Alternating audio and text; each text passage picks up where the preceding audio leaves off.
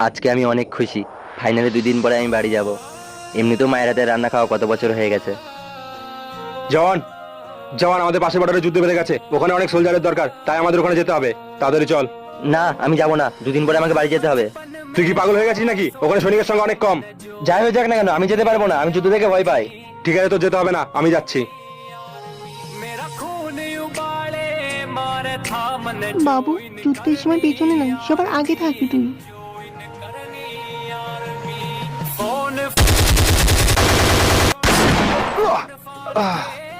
Sir, sir, sir, আপনি ঠিক আছেন তো?